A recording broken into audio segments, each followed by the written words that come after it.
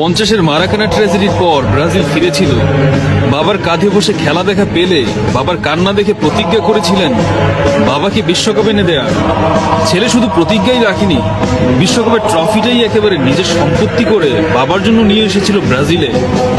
3 বিশ্বকাপ জেতার কারণে সম্মানস্বরূপ ফিফা বিশ্বকাপের অরিজিনাল ট্রফিটা ব্রাজিলকে একেবারে উপহার দিয়ে দেয়।